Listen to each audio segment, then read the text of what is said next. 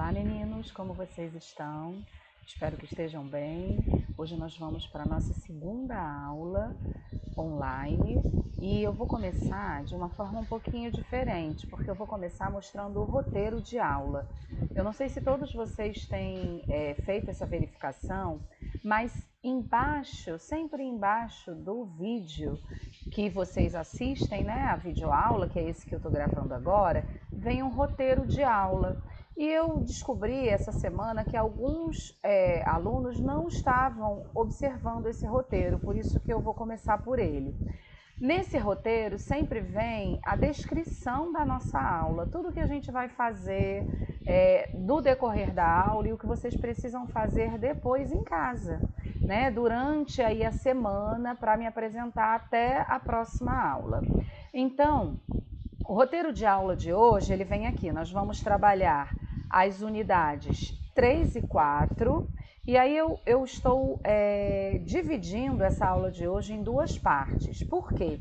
Porque primeiro eu vou fazer a correção das páginas 338 a 342, que foi a atividade solicitada na semana passada, que alguns alunos já me apresentaram, e aí essa é a primeira videoaula a ser assistida.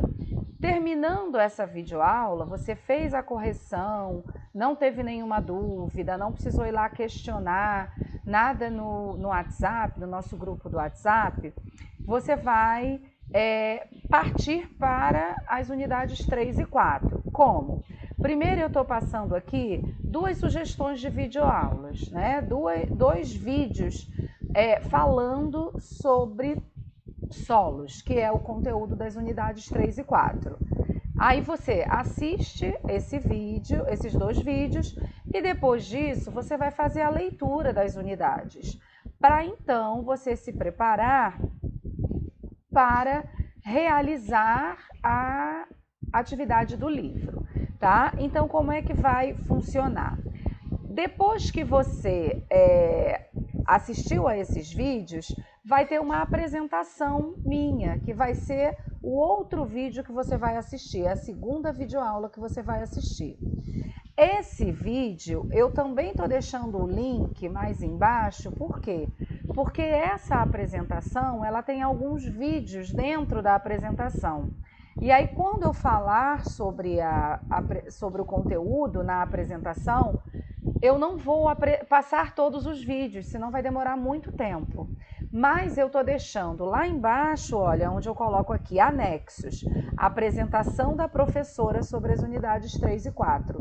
Então, clicando nessa apresentação, nesse link, você vai assistir a apresentação sem os meus comentários, mas você vai poder assistir os vídeos que tem lá, ok?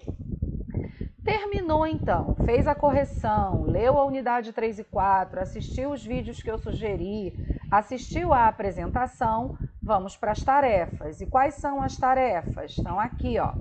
Unidade 3, eu estou dizendo quais as páginas.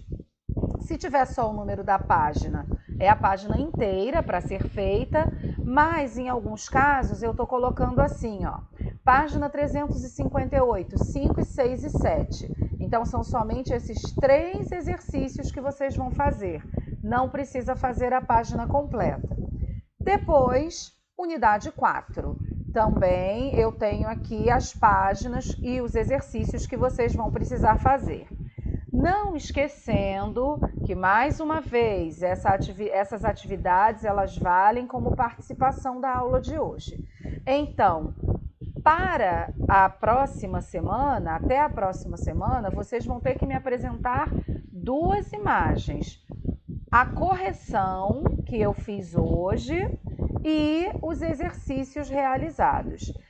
Na próxima semana, a nossa videoaula vai ser online. Nós estaremos todos reunidos juntos. Então, como estaremos todos juntos, o que é que pode ser feito? Vocês podem me mostrar no início da videoaula as imagens dos exercícios feitos. Mais para frente eu vou dizer dia e horário para que vocês possam se preparar e sabendo que aí no dia e no horário vocês Sentem já com o livro, com o caderno, com todo o material para me apresentarem também as atividades feitas. Tudo bem? Então vamos começar. E aí a gente vai começar, como eu falei, pela correção dos exercícios. Esses exercícios começam lá na página 338, que foi a atividade de casa que alguns alunos, inclusive, já me apresentaram. Vamos lá. Primeira questão fala o seguinte: Carlos Drummond de Andrade foi um poeta, contista e cronista brasileiro, considerado um dos mais influentes escritores do século XX. Um de seus poemas, intitulado No Meio do Caminho, foi elaborado na intenção de abordar os obstáculos que aparecem na vida das pessoas. Leia um trecho desse poema. Diz assim: No meio do caminho tinha uma pedra. Tinha uma pedra no meio do caminho. Tinha uma pedra. No meio do caminho tinha uma pedra. Carlos Drummond de Andrade utiliza o termo pedra porque é assim que as pessoas costumam chamar uma amostra ou um pedaço de rocha. Do que as rochas são formadas? E aí, qual poderia ser a nossa resposta? As rochas são formadas pela união de minerais da superfície do planeta. Então, os agregados de minerais, quando os minerais estão agrupados, eles formam o que nós chamamos de rochas, popularmente conhecidos como pedras, ok? Vamos lá para o próximo. Considerando a constituição e a maneira como as rochas são formadas na natureza, de que forma elas podem ser classificadas? Nós temos 3 classificações: magmáticas, que nós também podemos chamar ígneas, sedimentares ou metamórficas. Nós já conversamos, inclusive, a respeito dessas classificações, né? Magmáticas formam-se pela solidificação do magma, sedimentares pelo depósito de sedimentos com o decorrer aí de milhares ou milhões de anos, e metamórficas a partir da transformação de outros tipos de rochas. A questão 2 fala sobre o granito, pedindo para a gente colocar verdadeiro ou falso em cada um dos itens que está fazendo afirmações sobre o granito. Então vamos lá. Primeiro item fala que o granito é uma rocha magmática extrusiva. Isso é falso. Extrusiva é aquela rocha magmática que se forma fora do interior da Terra, né? Na superfície terrestre. Ou seja, quando esse magma extravasou para a superfície terrestre na forma de lava. O exemplo de rocha magmática extrusiva é o basalto e a pedra pómez. O granito é uma rocha magmática intrusiva. Letra B. Quartzo, feldespato e mica são minerais componentes do granito. Isso é verdadeiro. São os 3 minerais, sendo que o feldespato é aquele que mais sobressai. Tanto é que é o que vai dar a cor ao granito. Os granitos mais comuns na natureza são os acinzentados e os avermelhados. Isso também é verdadeiro. E o último item, por ser uma rocha dura e parecer vidro, o granito é popularmente conhecido como vidro vulcânico. Esse item é falso. Por quê? A rocha que é conhecida como vidro vulcânica, por parecer vidro, é chamada obsidiana, ok? Aí eu preciso aqui reescrever as afirmativas falsas para corrigir, para que na hora de estudar eu saiba por que eu gravei ali as informações falsas. Então tá aí a correção que eu já falei enquanto estávamos colocando verdadeiro ou falso. Granito é uma rocha magmática intrusiva e a rocha popularmente conhecida como vidro vulcânico é a obsidiana, ok? Vamos lá para a questão 3. Meninos, não se esqueçam, muito diferente a resposta, não estou nem sabendo se está correto ou errado lá no nosso grupo do 6º ano do WhatsApp. Viu que você fez, mas está faltando alguma coisa, ou está completamente errado, ou você deixou em branco o item, dá pausa no vídeo e copia a informação, para que você tenha o seu livro com a correção feita, porque isso vai te ajudar muito na hora de estudar. Estudar não é só ler o texto na unidade, mas também ler e refazer os exercícios do livro, ok? Vamos lá.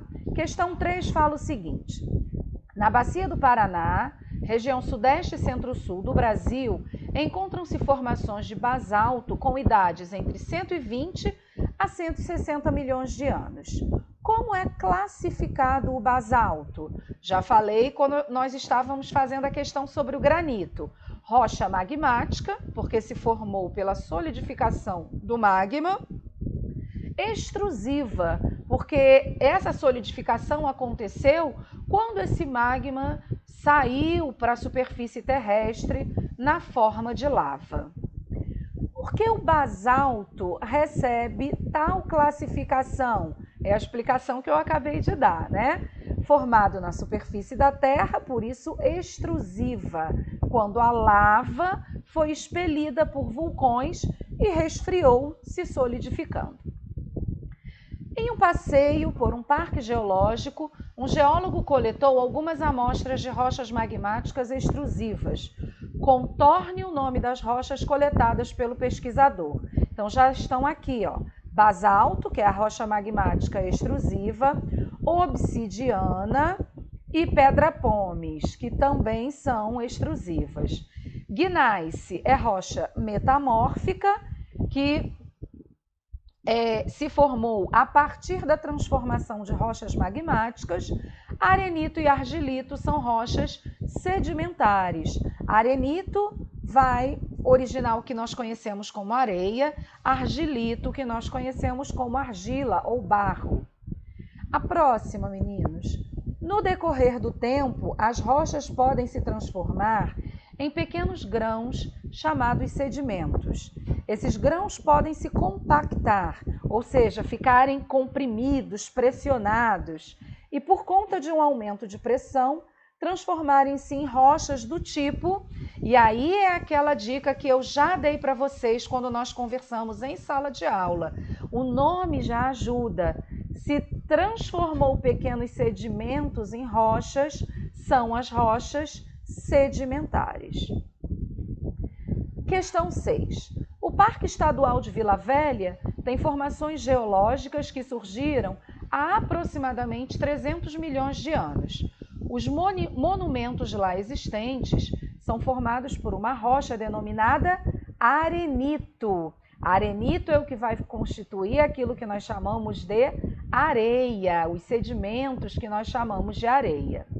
Como é classificada essa rocha arenito? Sedimentar. Explique como é formada a rocha arenito. Então, olha lá o que vocês poderiam responder. Os grãos de quartzo presentes no granito formam a areia, que pode ser carregada pela água e pelo vento.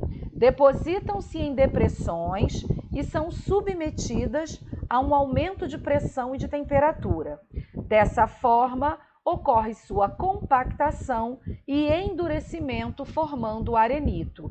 Quando nós assistimos essa aula, né, quando eu falei sobre esse conteúdo em sala de aula, eu fiz até um desenho no quadro e aí falei sobre um dito popular, né, água mole em pedra dura, tanto bate até que fura, que esses sedimentos, por conta da água, do vento, do calor, né, esses sedimentos vão se soltando das rochas e vão acumulando no fundo de mares, rios, lagos, vão se depositando e com o passar de milhares ou milhões de anos, esses sedimentos são compactados e aí vão dar origem às rochas sedimentares. Tudo bem até aí, meninos? Espero que estejam conseguindo fazer a correção bem direitinho e que estejam compreendendo. Se não, vamos lá para o grupo do WhatsApp. Continuando, meninos, vamos para a questão 7. O calcário é uma rocha sedimentar resultante do acúmulo de sais de cálcio na água. Um exemplo dessa formação ocorre com algas microscópicas chamadas diatomáceas. Explique o que são diatomitos. Diatomitos são rochas sedimentares. E como se formaram essas rochas sedimentares? Através do acúmulo das carapaças que formam essas algas diatomáceas, que vão se acumulando e vão se depositando através de milhares e milhões de anos na água e depois desses milhares de anos sofrem a compactação, formando então as rochas sedimentares denominadas diatomitos. Questão 8. O metamorfismo é um processo relacionado à formação de rochas metamórficas. Explique como esse tipo de rocha é formada. Bom, as rochas metamórficas, elas se formam a partir de transformações físicas e químicas sofridas por outras rochas em virtude do aumento da temperatura e da pressão. Um exemplo dessa rocha é o gneiss, que se forma a partir da transformação de rochas magmáticas. Eu não sei se vocês se recordam, um exemplo que eu dei para falar de rocha metamórfica. Essa transformação, ou seja, essa metamorfose, vai acontecer por conta dessas alterações de temperatura e pressão. É como se a gente fizesse um bolo. Quando você bate a massa do bolo, ela está lá mais líquida, né? Uma textura e um sabor que é completamente diferente de depois do bolo ficar pronto, quando você coloca lá no forno e a temperatura vai promover a transformação desse material, a transformação física e química desse material. Na questão 9, fala aí sobre carvão mineral e petróleo, dizendo que ambos são combustíveis de origem fóssil, muito utilizados em todo o mundo, para que a gente possa marcar as opções corretas. Então, as opções corretas são letra B, petróleo e carvão mineral são recursos naturais não renováveis, ou seja, não vão existir por todo o tempo. E a letra E que vai complementar esse item B que foi marcado. Recursos naturais, como o petróleo e o carvão mineral, podem acabar um dia, por isso não renováveis, e levar milhões de anos para serem repostos na natureza. Até aí espero que esteja entendido, meninos.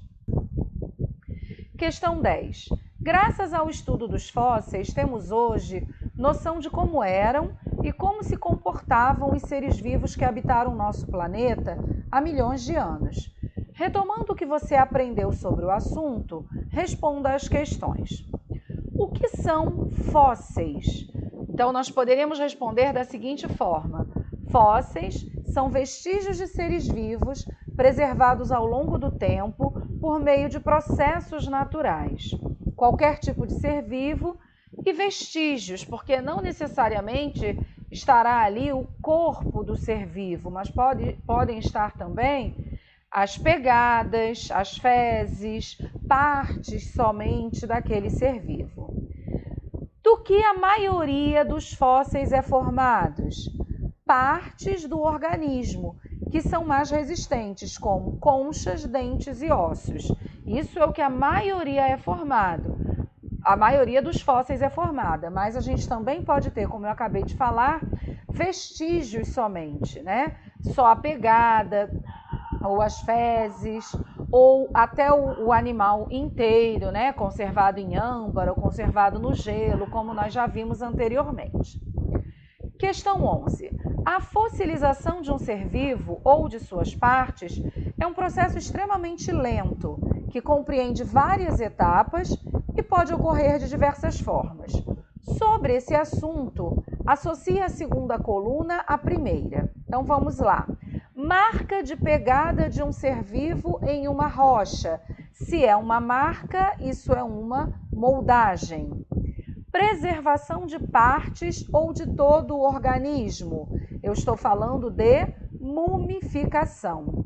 E por último, minerais penetrando em ossos que ficam petrificados. Aí vai ser a mineralização. Questão 12. De que forma os achados fósseis de animais pré-históricos contribuíram para a aceitação da teoria da deriva continental.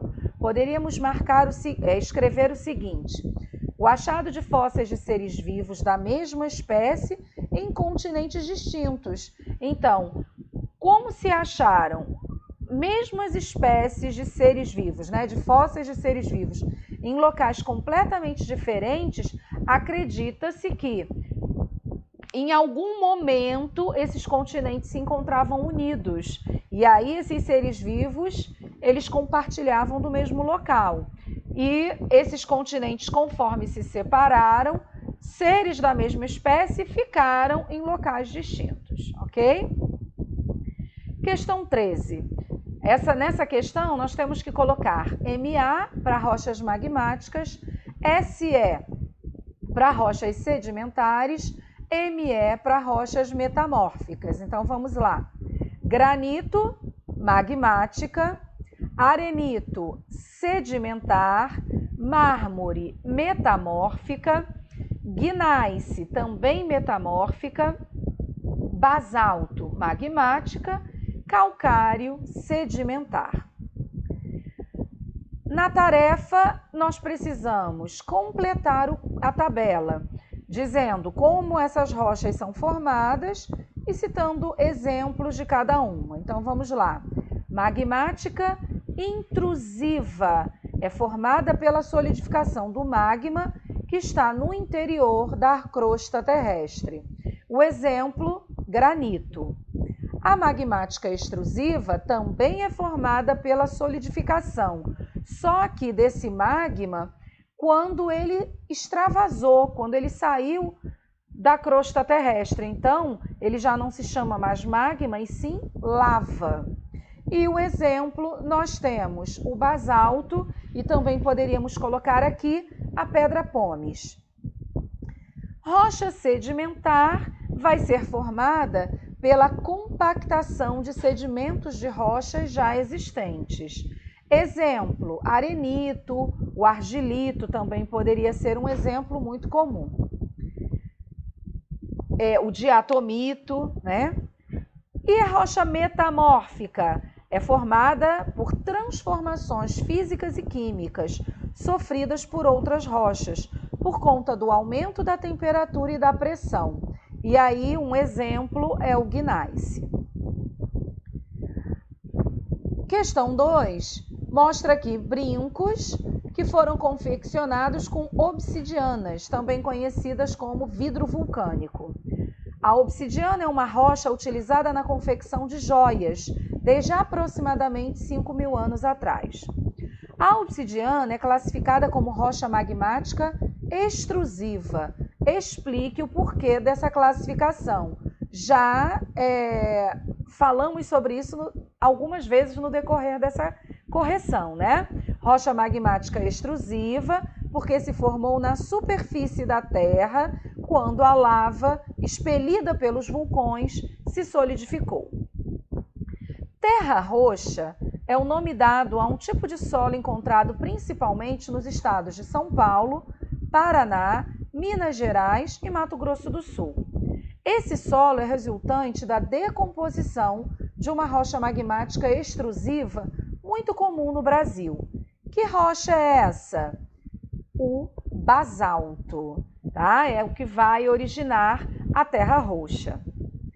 E para concluir, meninos, temos aqui o Você Aprendeu. Nós falamos nessa unidade sobre a constituição e classificação das rochas e sobre o passado nas rochas.